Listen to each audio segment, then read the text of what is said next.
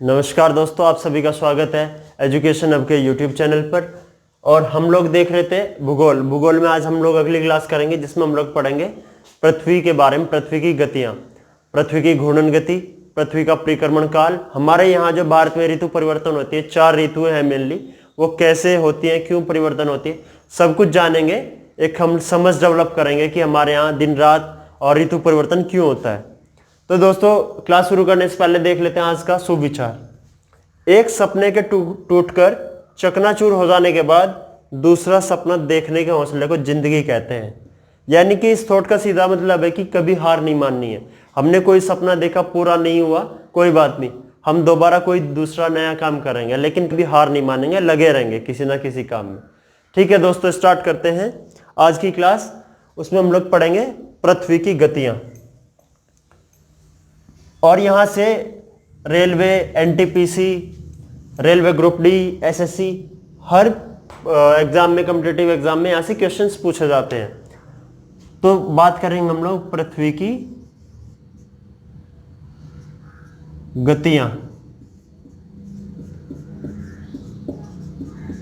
पृथ्वी, ये जब पृथ्वी है अपने अक्ष पर घूमती है, ये इसका नॉर्थ पोल है, ये साउथ पोल है, और ये इस अक्ष पर घूमती रहती है, इसको बोलते हैं अक्ष।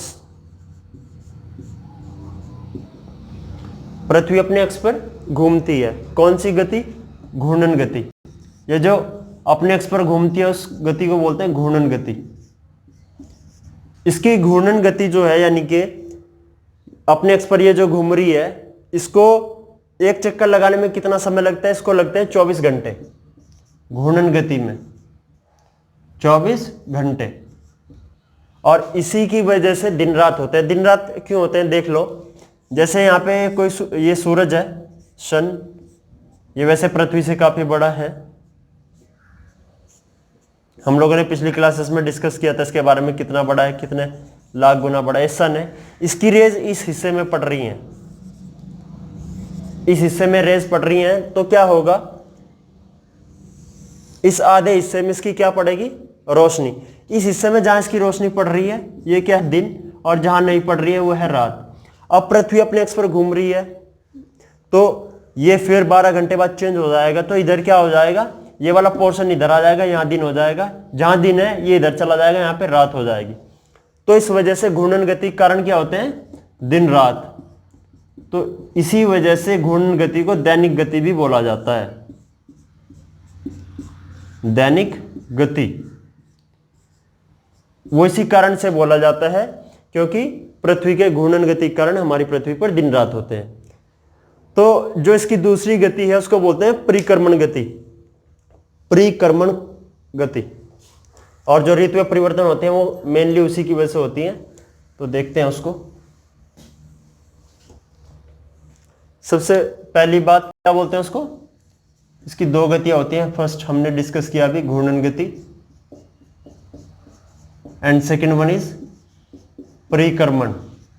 परिक्रमण गति यानी कि जब ये सूर्य का चक्कर लगाती है, परिक्रमण काल बोलते हैं कि जितने समय में वो चक्कर लगाती है, परिक्रमण काल यानी कि 1 वर्ष के अंदर। और इसको दैनिक गति भी बोलते हैं, दैनिक गति। और ये 1 वर्ष भर में अपना क्या करती है? परिक्रमण पूरा करती है पृथ्वी। तो इस वजह से इस गति को वार्षिक गति भी कहा जाता है, वार्षिक गति। अब इसी गति के कारण हमारे यहां क्या होते हैं? ऋतुएं परिवर्तन।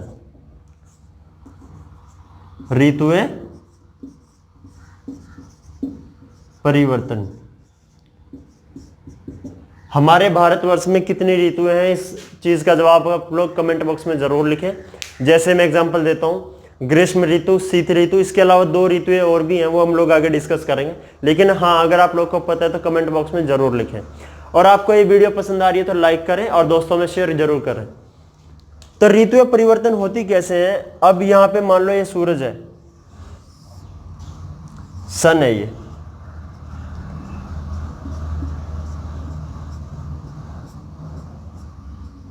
अब क्या होगा कि इसकी रोशनी किसी ना किसी हिस्से पे तो पड़ेगी पृथ्वी के। अब जैसे कि हमारे यहाँ अप्रैल चल रहा है, अप्रैल चल रहा है, तो हमारे यहां लगभग कौन सी ऋतु चल रही है? हमारे यहाँ चल रही है बसंत ऋतु से थोड़ा आगे का समय चल रहा है और इसकी रोशनी चारों तरफ पड़ती है सूर्य की।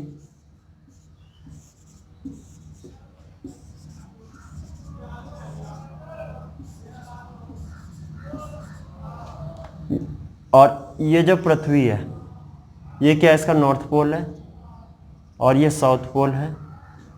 और जो सूर्य की जो पड़ रही है किरण इस टाइम पे फिलहाल की हम बात करें, जैसे मार्च गया अभी, ये रेखा जो हमने डिस्कस किया था जो हमारी पृथ्वी को कितने भागों में बांटती है, सन है यहाँ पे, सन 21 मार्च के दिन, 21 मार्च के दिन ये क्या है, विषुवत रेखा। 21 मार्च के दिन इसकी जो हमारे सन है, सन की सीधी रोशनी कहाँ पड़ती है, विषुवत रेखा के ऊपर। अब जब विषुवत रेखा जो बिल्कुल बराबर हिस्सों में पृथ्वी को बांट रही है, यहाँ पे डायरेक्ट रोशनी पड़ रही है सूरज की, इस वजह से 21 मार्च को क्या होता है, पृथ्वी पर दिन और रात बराबर होते हैं, दिन और रात बराबर 21 मार्च को। तो उस टाइम पे हमारे यहाँ बसंत ऋतु होती है, बसंत ऋतु। और बात करें दक्षिणी गोलार्ध की,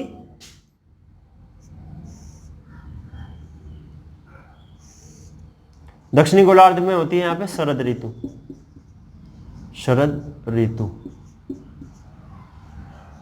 इसके बाद नेक्स्ट आते हैं हम लोग, जो इसके बाद हमारे जो पृथ्वी है उसकी स्थिति कुछ ऐसी होती है, ये नॉर्थ पोल है, ये साउथ पोल है, और ये ऐसा नहीं है कि ये पृथ्वी ऊपर जा रही है फिर बराबर में आ रही है फिर नीचे जा रही है, ये चक्कर लगा रही है, रिवॉल्यूशन कर रही है इसका सूरज का। लेकिन उसको दिखाने के लिए, बताने के लिए हमको इन चीज़ों का यूज करना पड़ता है, कभी ऊपर कभी साइड में, कभी नीचे आएगा फिर दोबारा साइड में आएगा। अब 21 जून की अगर हम बात करते हैं, 21 जून को पृथ्वी पर जो सूर्य की किरणें पड़ती हैं वो डायरेक्ट पड़ती हैं कर्क रेखा पर, जो कि भारत से भी गुजरती है, कर्क रेखा। अब सूरज की किरणें कहां पड़ रही हैं, उत्तरी गोलार्ध में। तो 21 जून को क्या होता है, उत्तरी गोलार्ध का सबसे बड़ा दिन। 21 जून को उत्तरी गोलार्ध, यानी कि जिस गोलार्ध में हम रहते हैं, उत्तरी गोलार्ध में सबसे बड़ा दिन होता है 21 जून। हमने इससे पहले देखा वहां पर 21 मार्च को क्या हुआ था, दिन और रात बराबर, क्योंकि सूर्य की रोशनी कहां पड़ रही थी, विषुवत रेखा पर जो बीच में है बिल्कुल, इस वजह से वहां दिन रात बराबर थे।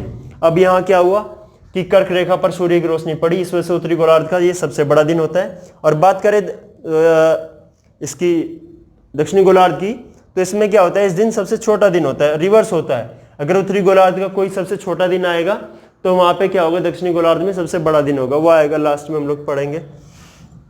तो यहाँ पे क्या होगा, सबसे छोटा दिन 21 जून को, कहां पर, दक्षिणी गोलार्ध में। अब जब सूर्य की रोशनी डायरेक्ट पड़ रही है कहां पर, कर्क रेखा पर, तो इस हिस्से में क्या होगा, गर्मी ज्यादा होगी। इस वजह से उत्तरी गोलार्ध में उस टाइम पे क्या होती है, ग्रीष्म ऋतु, यानी कि हमारे यहाँ गर्मियां होती हैं, ग्रीष्म ऋतु। और जो साउथर्न हेमिस्फीयर यानी दक्षिणी गोलार्ध, उस हिस्से में जो सूर्य किरणें वो तिरछी पड़ती हैं, इस वजह से वहां क्या होती है उस टाइम पे, शीत ऋतु, शीत ऋतु। अब बात करते हैं नेक्स्ट, पृथ्वी घूम के चली गई आगे। ये पहले रोशनी यहां से स्टार्ट हुई, ऐसे घूमते घूमते ऊपर गई, फिर ऊपर से वापस आएगी, आके दोबारा फिर कहां पड़ेगी, विषुवत रेखा पर। तो जब विषुवत रेखा पर रोशनी पड़ रही है तो यहां क्या होगा, 23 सितंबर के दिन, 23 सितंबर, यहां फिर से दिन रात बराबर होंगे। 21 मार्च और 23 सितंबर को हमारी पृथ्वी पर दिन रात बराबर होते हैं, क्योंकि इस दिन सूर्य की रोशनी विषुवत रेखा पर पड़ रही है डायरेक्ट। तो अब यहां पर क्या होगा, हमारे यहां उस टाइम पे क्या थे, 21 मार्च को बसंत ऋतु। अब बात कर रहे हैं 23 सितंबर की, तो इस टाइम पे क्या होगा, बसंत ऋतु कहां होगी, साउथर्न हेमिस्फीयर में, बसंत ऋतु। साउथर्न हेमिस्फीयर मतलब दक्षिणी गोलार्ध में क्या होगा उस टाइम पे, बसंत ऋतु। और हम अपने नॉर्थ की बात करें, नॉर्थ हेमिस्फीयर, यहाँ पर होगी शरद ऋतु। आपने देखा है कि वहाँ हमारे यहाँ सर्दियाँ स्टार्ट हो जाती हैं लगभग सितंबर अक्टूबर के बाद, तो शरद ऋतु स्टार्ट हो जाती है यहाँ से, कहाँ से, 23 सितंबर। क्योंकि इस टाइम पे क्या होता है, इसके बाद 23 सितंबर के बाद रोशनी इसकी धीरे धीरे धीरे धीरे नीचे जाने लगती है और 22 दिसंबर के दिन कहां पर चली जाती है? सीधा मकर रेखा पर। ये नॉर्थ पोल, ये साउथ पोल, ये हमारी विषुवत रेखा जो पृथ्वी को 2 हिस्सों में बांट रही है। अब यहाँ क्या होगा, दोबारा ये जो सन है कहाँ पे आया इस बारी? डायरेक्ट रेखा इसकी मकर रेखा पर।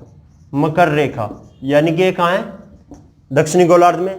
तो दक्षिणी गोलार्ध में अगर मकर रेखा और सूर्य की रोशनी सीधी मकर रेखा पे पड़ रही है तो दक्षिणी गोलार्ध में इस टाइम पे क्या होगा? गर्मियां होंगी, ग्रीष्म ऋतु। यहाँ पे स्टार्ट क्या होगा? ग्रीष्म ऋतु। और हमारे यहाँ क्या होगा? उसका रिवर्स, हमारे यहाँ उत्तरी गोलार्ध में क्या होगा उस टाइम पे? शीत ऋतु। अब जैसे 21 जून को क्या हुआ था? कर्क रेखा पर डायरेक्ट रोशनी थी तो हमारे यहाँ उत्तरी गोलार्ध का सबसे बड़ा दिन हुआ था। अब 22 दिसंबर, ये कब की बात है?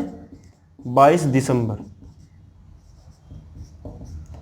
22 दिसंबर को सीधी डायरेक्ट रोशनी पड़ रही है सूरज की मकर रेखा पर। इस वजह से इस दिन दक्षिणी गोलार्ध का सबसे बड़ा दिन होगा और सबसे छोटा दिन किसका होगा? उत्तरी गोलार्ध का। तो दोस्तों ये था किसके बारे में? परिक्रमण गति, पृथ्वी की परिक्रमण गति, जिसको वार्षिक गति भी बोलते हैं, क्योंकि पृथ्वी का जो परिक्रमण काल है वो 1 साल का होता है, इस वजह से उसको वार्षिक गति बोला जाता है। उसकी वजह से ऋतुएं परिवर्तन होती हैं। मेन 4 ऋतुएं हैं, ग्रीष्म ऋतु, शीत ऋतु, बसंत ऋतु और शरद ऋतु। और हमारे यहाँ ये चारों होती हैं। और उत्तरी गोलार्ध का सबसे बड़ा दिन कब होता है? 21 जून को। और सबसे छोटा दिन कब होता है उत्तरी गोलार्ध का? 22 दिसंबर को। इसका उल्टा 21 जून को दक्षिणी गोलार्ध का सबसे छोटा दिन होता है और 22 दिसंबर को दक्षिणी गोलार्ध का सबसे बड़ा दिन होता है। तो दोस्तों उम्मीद करता हूँ आपको ये सब समझ आया होगा। अगर थोड़े से कहीं प्रॉब्लम आई है तो वीडियो को दोबारा जरूर देखिएगा। और उसके बाद भी अगर आपकी कोई क्वेरी है तो हमें कमेंट बॉक्स में जरूर लिखें, जो हमने कॉन्टैक्ट नंबर दिया गया है इससे पहली वीडियो में डिस्क्रिप्शन में भी दे देंगे, उस पर आप कॉन्टैक्ट कर सकते हैं। तो दोस्तों थैंक यू।